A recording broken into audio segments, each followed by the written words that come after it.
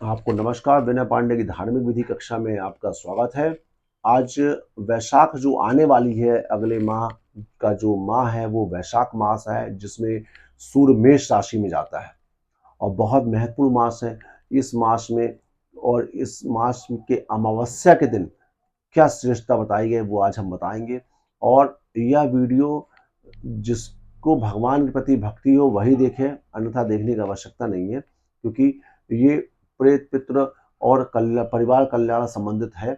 और मैं आपको बताऊंगा कि वैशाख धर्म का पालन करना बहुत महत्वपूर्ण है। प्रातःकाल उठकर सूर्योदय से पहले स्नान करना है पूरे एक माह तक, और जमीन में सोना है, जमीन में बैठ के भोजन करना है। प्रातःकाल स्नान करने के बाद अपने देवता को और जो है अपने पितरों को जल अर्पण करें, और उसके बाद भगवान विष्णु की कथा सुने या भगवान विष्णु के कुछ देर के लिए जाप करें। फिर उसके बाद आपको जो कर्म करना है आप करिए, क्योंकि जिस उद्देश्य के लिए आपका जन्म हुआ है उस उद्देश्य की पूर्ति हेतु आप काम नहीं कर रहे हैं, क्योंकि आप कान कमाने जा रहे हो। कमाना खाना सोना यहीं तक हो गया, लेकिन आपने कभी सोचा कि हमारा जीवन उत्पत्ति जो हमारी हुई है वो किस उद्देश्य की पूर्ति के लिए हुआ है। तो आज हम आपको बताएंगे वैशाख धर्म के संदर्भ में सीता जी के पिता जनक जी सुतदेव जी महाराज से संवाद कर रहे हैं और उनसे पूछ रहे हैं कि वैशाख धर्म में कलयुग का क्या रोल होगा, इसके बारे में समझाने का प्रयास करिए।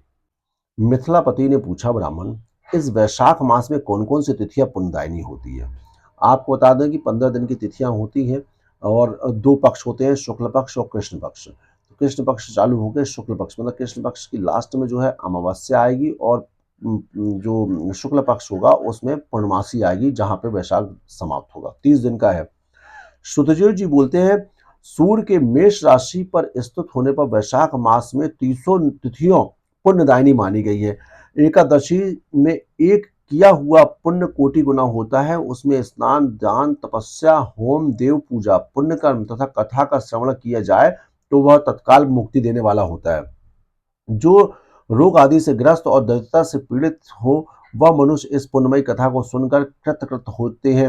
वैशाख मास मन से सेवन करने योग्य है, क्योंकि वह समय उत्तम गुणों से युक्त है। दरिद्र, धानज्ञ, पंगु, अंधा, नपुंसक, विधवा, साधारण स्त्री, पुरुष, बालक, युवा, वृद्धा तथा रोग से पीड़ित मनुष्य ही क्यों न हो, वैशाख मास का धर्म सबके लिए अत्यंत सुख साधक है। परम परम पुण्यमय वैशाख मास में जब सूर्य मेष राशि में स्थित हो, तब पाप नाशनी अमावस्या कोटि गाय के समान फल देने वाली होती है। पाप नाशनी जो अमावस्या है, तो पाप नाशनी अमावस्या है, वो कोटि एक गाय जिस प्रकार आपको फल देती है। गाय जो गया में जाके आप जो है, गाय नहीं, गया में जाके जो आपको पुण्य प्राप्त होता है, तो अमावस्या में कोटि गया के समान फल देने वाली होती है। राजन, जब पृथ्वी पर राशि सवर्णी का शासन था, उस समय 30वें कलयुग के अंत में सभी धर्मों का लोप हो चुका था। उसी समय अनर्थ देश में धर्मवर्ण नाम से विख्यात एक ब्राह्मण थे। मुनिवर धर्मवर्ण ने उस कलयुग में ही किसी समय महात्मा मुनियों को सत्र याग में सम्मिलित होने के लिए पुष्कर क्षेत्र की यात्रा की। वहां कुछ व्रतधारी महर्षियों ने कलयुग की प्रशंसा करते हुए इस प्रकार कहा, सतयुग में भगवान विष्णु का संतुष्ट करने वाले जो पुण्य एवं एक वर्ष में साध है, वही त्रेता में एक मास में और द्वापर में 15 दिनों में साध होता है। परंतु कलयुग में, जो वर्तमान में अपन कलयुग में चल रहे हैं, कलयुग में भगवान विष्णु का स्मरण मात्र लेने से ही उसको 10 गुना पुण्य की प्राप्ति होती है। कली कली अर्थात में कलयुग, कलयुग में बहुत थोड़ा पुण्य भी कोटि गुना होता है। जो एक बारी भगवान का नाम लेकर दया दान करता है और दुर्भग में अन्न देता है, वह निश्चित ही उधर लोक में गमन करता है। यह सुनकर नारद मुनि हंसते हुए उत्मत्त समय नृत्य करने लगे। सभासदों ने पूछा, नारद जी, यह क्या बात है? तब बुद्धिमान नारद जी ने हंसते हुए उन सबको उत्तर दिया, आप लोग का कथन सत्य है, इसमें संदेह नहीं है कि कलयुग में स्वल्प कर्म से भी महान पुण्य साधन किया जाता है तथा क्लेशों का नाश करने वाले भगवान केशव स्मरण मात्र से प्रसन्न हो जाते हैं। तथापि मैं आप लोग से यह कहता हूं कि कलयुग में दो बातें दुर्घट हैं, श्वसनेन्द्रियां और निग्रह और जीवा को वश में रखना। ये दोनों कार्य को सिद्ध कर लें, वही नारायण स्वरूप है। अतः कलयुग में आपको यहाँ नहीं ठहरना चाहिए। नारद जी की बात सुनकर उन्मत्त व्रत पालन करने वाले महर्षि सहसा यज्ञ को समाप्त करके सुखपूर्वक चले गए। धर्मवर्मा ने भी वह बात सुनकर भूलोक को त्याग देने का विचार किया। उन्होंने ब्रह्मचर्य व्रत धारण करके दंडकमंडलू हाथ में लिया और जटा बलकल धारी होकर वे कलयुग के अनाचारी पुरुषों को देखने के लिए घर छोड़ चल दिए। उनके मन में बड़ा विस्मय हो रहा था। उन्होंने देखा कि प्राय मनुष्य आजकल पापाचार में प्रवृत्त हो बड़े भयंकर एवं दुष्ट हो गए हैं। ब्राह्मण पाखंडी हो चले हैं, शूद्र संन्यास धारण करते हैं, पत्नी अपने पति से द्वेष रखती है, शिष्य गुरु से वैर रक्त करता है, सेवक स्वामी और पुत्र पिता में घात लगा हुआ है कि कब निपटा सके। ब्राह्मण शूद्रवत और गौएं बकरिये के समान हो गई हैं और वेदों में गाथा की ही प्रधानता रह गई है। शुभ कर्म साधारण लौकिक कृत्यों के ही समान रह गए हैं। इनके प्रति किसी का महत्व वृद्धि नहीं है। भूत प्रेत और पिशाच आदि की उपासना चल पड़ी है। भूत प्रेत और पिशाच आदि की उपासना चल पड़ी है। सब लोग मैथुन में आसक्त हैं और उसके लिए अपने प्राण भी खो बैठते हैं। सब लोग झूठी गवाही देते हैं। मन में सदा छल कपट भरा रहता है। कलयुग में सदा लोगों के मन में कुछ और वाणी में कुछ और। इंसान बोलता कुछ है, करता कुछ है और तथा क्रिया में कुछ और ही देखा जाता है। सबकी विद्या किसी न किसी स्वार्थ को लेकर ही होती है और केवल राजभवन में उसका आदर होता है। संगीत आदि कलात्मक विद्या भी राजाओं को प्रिय है। कली में अधम मनुष्य पूजे जाते हैं और श्रेष्ठ पुरुषों की अवहेलना होती है। कलयुग में वेदों के विद्वान ब्राह्मण दरिद्र होते हैं। लोगों में प्रायः भगवान की भक्ति नहीं होती है। पुण्य क्षेत्र में पाखंड अधिक बढ़ जाता है। शूद्र लोग जटाधारी तपस्वी बनकर धर्म की व्याख्या करते हैं। सभी मनुष्य अल्प आयु, दयाहीन और शठ होते हैं। कलयुग में प्राय सभी धर्म के व्याख्याता बन जाते हैं और दूसरों से कुछ लेने में ही उत्सव मानते हैं। अपनी पूजा कराना चाहते हैं, पसंद करते हैं और व्यर्थ ही दूसरों की निंदा करते हैं। अपने घर आने पर सभी अपने स्वामी के दोषों की चर्चा में तत्पर रहते हैं।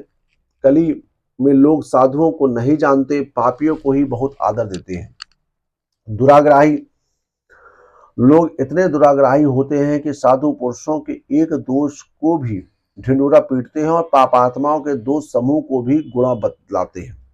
कलयुग में गुणहीन मनुष्य दूसरों के गुण ना देखकर उनके दोष को ही ग्रहण करते हैं। जैसे पानी में रहने वाला जो प्राणियों के रक्त पीता है, जल नहीं पीता, उसी प्रकार जो के धर्म से संयुक्त हो मनुष्य दूसरों का रक्त चूसते हैं। औषधियां शक्तिहीन होती हैं, दवाई शक्तिहीन होती है। ऋतुओं में उलटफेर हो जाता है। सब राष्ट्रों में अकाल पड़ता है। कन्या युग समय में संतान उत्पत्ति नहीं करती है। लोग नट और नर्त को विद्या में विशेष प्रेम करते हैं। जो वेद वेदांत की विद्याओं में तत्पर और अधिक गुणवान है, उन्हें अज्ञानी मनुष्य सेवक की दृष्टि से देखते हैं। वे सब के सब भ्रष्ट होते हैं। कलयुग में प्राय लोग श्राद्ध कर्म का त्याग करते हैं, क्रियाक्रम प्रॉपर नहीं ठीक से नहीं करते, वैदिक कर्मों को छोड़ बैठते हैं। प्राय जीवा पर भगवान विष्णु का नाम कभी नहीं ले आते। लोग श्रृंगार रस में आनंद का अनुभव करते हैं और उसी के गीत गाते हैं। कलयुग के मनुष्य में ना कभी भगवान विष्णु की सेवा देखी जाती, ना शास्त्रीय चर्चा होती है, ना ही कहीं यज्ञ की दीक्षा होती, ना विचार का लेश है, न तीर्थ यात्रा है और न दान धर्म ही होता देखा जाता है। यह कितना आश्चर्य की बात है। उन सबको देखकर धर्म वर्ण को बड़ा भय लगा। पाप से कुल की हानि होते देख अत्यंत आश्चर्यचकित हो वे दूसरे द्वीप में चले गए।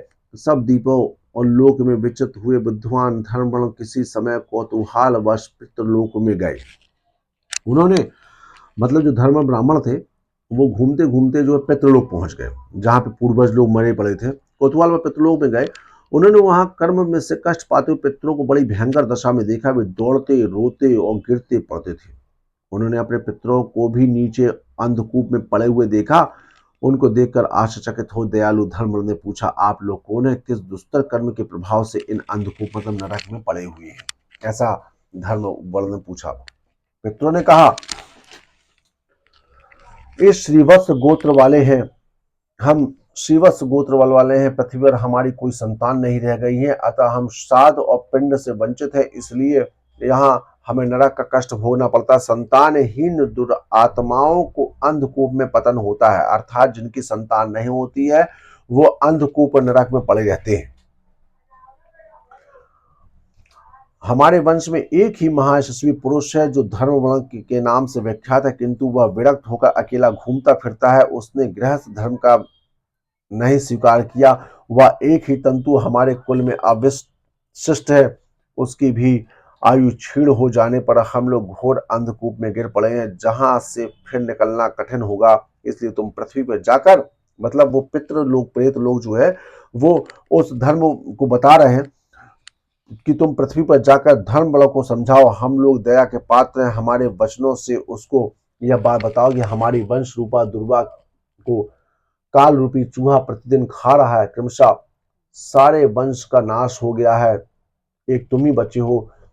जब तुम भी मर जाओगे तब संतान परंपरा न होने कारण तुम्हें भी अंधकूप में गिरना पड़ेगा। इसलिए गृहस्थ धर्म को स्वीकार करके संतान की वृद्धि करो, इससे हमारी और तुम्हारी दोनों को उधर गति होगी।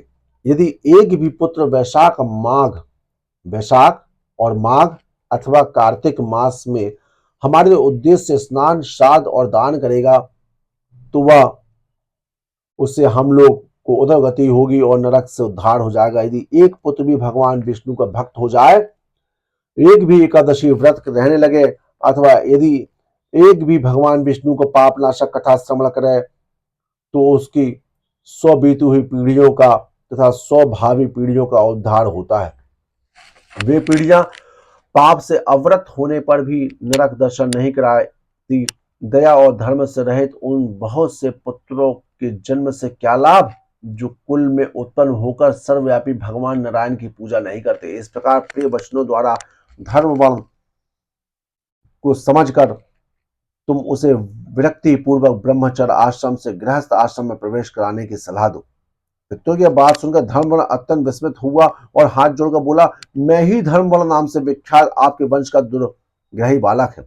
अर्थात जो धर्मवर्ण पितृलोक गया था देखने के लिए कि लोगों की क्या दशा है, तो उसके ही पितृ उसको समझा रहे हैं कि धर्मवर्ण को जाकर समझाओ। तो धर्मवर्ण बताता है कि मैं ही आपका पुत्र हूं जो व्यवहार नहीं किया हूं। यज्ञ में महात्मा नारद जी का यह वचन सुनकर ही कलयुग में प्राय कोई भी रसेंद्रियां और शशेंद्रियां को दृढ़ता पूर्वक संयम में नहीं रखता। मैं दुर्जनों की संगति से भयभीत हो अब तक दूसरे द्वीपों में घूमता रहा।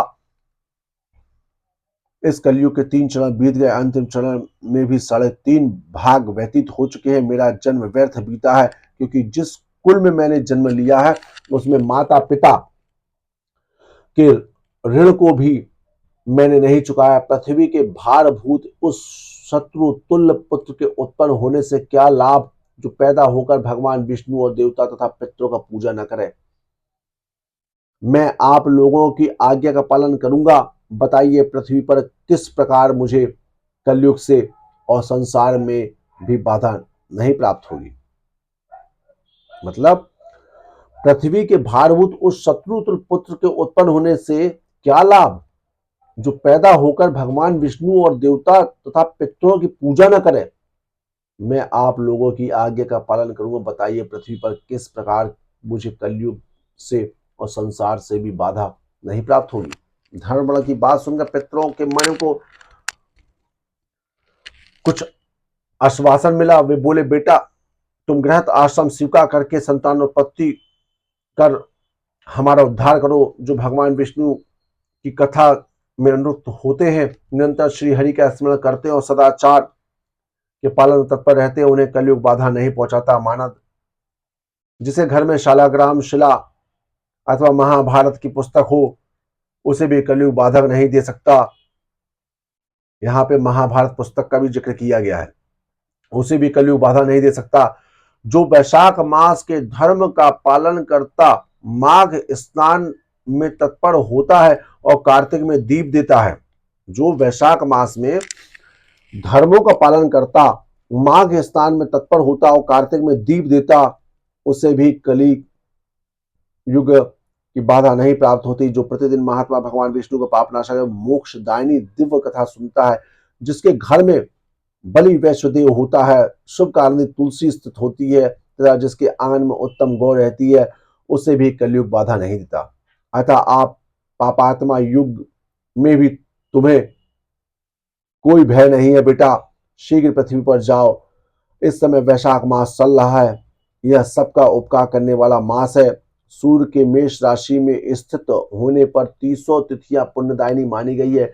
एक एक तिथि में किया हुआ पुण्य कोटि कोटि गुना अधिक होता है। उनमें भी जो वैशाख की अमावस्या तिथि है वह मनुष्य को मोक्ष देने वाली है। देवताओं और पितरों को वह बहुत प्रिय है, शीघ्र ही मोक्ष की प्राप्त करने वाली। जो उस दिन पितरों के उद्देश्य से श्राद्ध करते और जल से भरा हुआ घड़ा एक एवं पिंड देते। वैशाख की अमावस्या के दिन पितरों के उद्देश्य श्राद्ध करते और जल से भरा हुआ घड़ा एवं पिंड देते हैं, उन्हें अक्षय फल की प्राप्ति होती है। अतः महामते तुम शीघ्र जाओ और जब अमावस्या हो तब कुंभ सहित श्राद्ध एवं पिंडदान करो। सबका उपकार करने के लिए गृहस्थ धर्म का आश्रय लो। धर्म अर्थ और काम से संतुष्ट हो, उत्तम संतान पाकर फिर मुनिवृत्ति से रहते हुए सुखपूर्वक दीपांतर का में विचरण करो। पितरों के इस प्रकार उपदेश देने पर धर्मवर्ण मुनि शीघ्रतापूर्वक भूलोक में गए।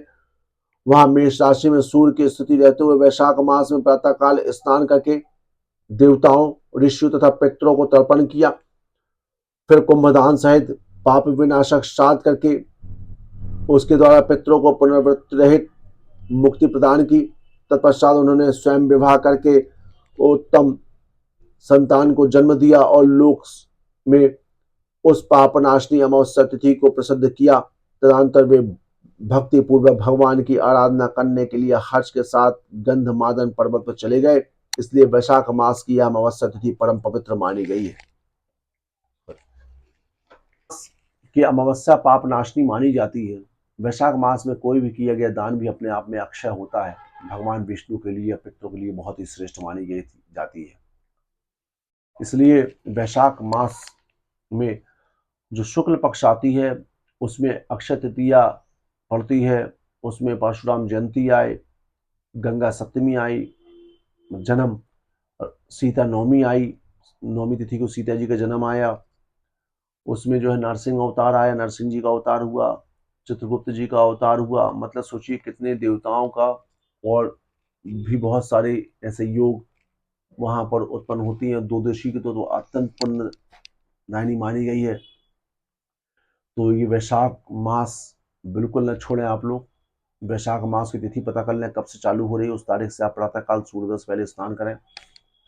उसके बाद ऋषि मुनि को, देवताओं को, पितरों को जल अर्पित करें, जल में अक्षर डाल दें और काली तिल डाल दें, तो वो ठीक रहेगा। प्रातःकाल स्नान करने के बाद उनको तर्पण करें, भगवान विष्णु का स्मरण करें। आप जो काम करें करिए, आप भूमि में बैठना है, भूमि में भोजन करना है और दान दक्षिणा वगैरह करते रहना, लोगों को शरबत वगैरह पिलाते रहना है। ये हमने पूरी वीडियो बताया, लेकिन हमने आज आपको बताया इसमें बहुत महत्वपूर्ण बात यह है कि जिसका पुत्र है, ऐसा पुत्र किसी काम का नहीं है जो अपने पितरों के निमित्त जो है कार्य न करें। क्योंकि यदि वह पुत्र अपने पितृ की सेवा नहीं करता, उनकी पूजा नहीं करता है, तो वो पुत्रहीन के ही समान है और ऐसे पुत्र को श्राप मिलता है पितरों का।